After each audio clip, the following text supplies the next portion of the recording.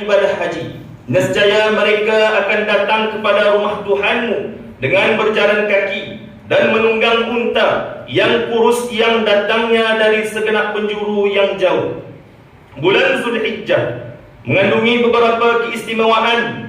Bulan yang ditetapkan untuk umat Islam mengerjakan ibadah haji. Rukun Islam yang kelima yang disyariatkan dilakukan sekali seumur hidup dengan syarat berkemampuan daripada segi kewangan, kesihatan dan perjalanan. Umat dianjurkan meningkatkan amal soleh. Antaranya digalakkan berpuasa pada 10 hari pertama, terutamanya pada 9 Zulhijjah, hari berlangsungnya wukuf di padang Arafah, hari yang dijanjikan mustajab doa. Hari Raya Aidil Adha disambut pada 10 Zulhijjah. Umat diseru memperbanyakkan bertakbir pada hari Raya Aidil Adha, diteruskan pada 3 hari Tashriq yang berakhir pada 13 Zulhijjah. Sambutan Aidil Adha berkembar dengan ibadah kurban, iaitu sembelihan haiwan yang boleh dilakukan mulai 10 Zulhijjah sehingga 13 Zulhijjah. Ibadah kurban disyariatkan oleh Allah Subhanahu wa taala pada tahun kedua Hijrah bersamaan dengan perintahnya solat Aidil Adha dan membayar zakat. Firman Allah Subhanahu wa taala, A'udzu billahi minasy syaithanir rajim. Fashalli li rabbika wanhar. Maka kerjakanlah solat Aidil Adha kerana Tuhanmu dan sembelihlah kurban sebagai ibadah dan dekatkan diri kepada Allah Subhanahu wa taala. Suratul Kautsar ayat 2. Ibadah kurban tergolong dalam sunat muakkad, yaitu amalan sunat yang dituntut untuk dilakukan dalam kalangan orang-orang yang memiliki kemampuan kewangan, bertujuan untuk mendekatkan diri dengan Allah Subhanahu wa taala, juga sebagai kesyukuran terhadap apa yang dianugerahi oleh Allah Subhanahu wa taala kepada kita yang tidak terhingga banyaknya. Antaranya meneruskan usia kita untuk sekali lagi dapat menyambut Aidil Adha. Ibadah korban juga membantu menghilangkan sifat tamak dan bakhil, sekaligus meningkatkan perasaan kebersamaan dan kasih sayang daripada golongan kaya kepada golongan yang memerlukan. Menunaikan ibadah korban juga boleh berperanan sebagai penebus dosa, kecuali dosa besar, berpandukan sabda Rasulullah sallallahu alaihi wasallam, "Ma 'amila ibnu Adam min 'amalin yawmin nahr ahabba ila Allah min ihraqid dam wa innahu la yu'ta yawmal qiyamati biquruniha wa ash'ariha wa aghlafiha wa anna ad-dama la yaqa'u min Allah bimakanin qabla an yaqa'a bil ard fatibu biha nafsan."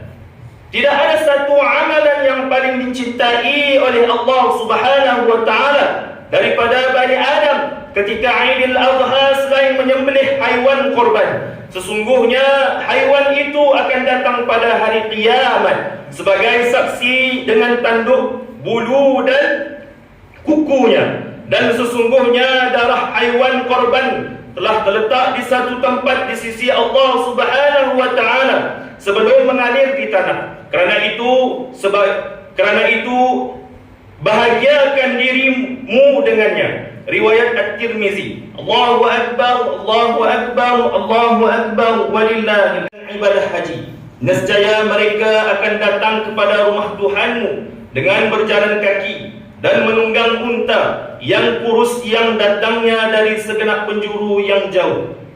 Bulan Zulhijjah mengandungi beberapa keistimewaan. Bulan yang ditetapkan untuk umat Islam mengerjakan ibadah haji. Rukun Islam yang kelima yang disyariatkan dilakukan sekali seumur hidup dengan syarat berkemampuan daripada segi kewangan, kesihatan dan perjalanan. Umat dianjurkan meningkatkan amal soleh. Antaranya digalakkan berpuasa pada 10 hari pertama, terutamanya pada 9 Zulhijjah, hari berlangsungnya wukuf di padang Arafah, hari yang dijanjikan mustajab doa. Hari Raya Aidil Adha disambut pada 10 Zulhijjah. Umat diseru memperbanyakkan bertakbir pada hari raya Aidil Adha. Diteruskan pada 3 hari Tasyriq yang berakhir pada 13 Zulhijjah. Sambutan Aidil Adha berkembar dengan ibadah kurban, iaitu sembelihan haiwan yang boleh dilakukan mulai 10 Zulhijjah sehingga 13 Zulhijjah. Ibadah kurban disyariatkan oleh Allah Subhanahu wa taala pada tahun kedua Hijrah bersamaan dengan perintahnya solat Aidil Adha dan membayar zakat. Firman Allah Subhanahu wa taala, A'udzu billahi minasy syaithanir rajim. Fashalli li rabbika wanhar. Maka kerjakanlah solat Aidil Adha kerana Tuhanmu dan sembelihlah kurban sebagai ibadah dan dekatkan diri kepada Allah Subhanahu wa taala. Suratul Kautsar ayat 2. Ibadah kurban tergolong dalam sunat muakkad, iaitu amalan sunat yang dituntut untuk dilakukan dalam kalangan orang-orang yang memiliki kemampuan kewangan, bertujuan untuk mendekatkan diri dengan Allah Subhanahu wa taala, juga sebagai kesyukuran terhadap apa yang dianugerahi oleh Allah Subhanahu wa taala kepada kita yang tidak terhingga banyaknya. Antaranya meneruskan usia kita untuk sekali lagi dapat menyambut Aidil Adha. Ibadah korban juga membantu menghilangkan sifat tamak dan bakhil, sekaligus meningkatkan perasaan kebersamaan dan kasih sayang daripada golongan kaya kepada golongan yang memerlukan. Menunaikan ibadah korban juga boleh berperanan sebagai penebus dosa, kecuali dosa besar, berpandukan sabda Rasulullah sallallahu alaihi wasallam, "Ma 'amila ibnu Adam min 'amalin yawmin nahr ahabba ila Allah min ihraqid dam wa innahu la yu'ta yawmal qiyamati biquruniha wa ash'ariha wa aghlafiha wa anna ad-dama la yaqa'u min Allah bi makanin qabla an yaqa'a bil ard faqimu biha nafsan."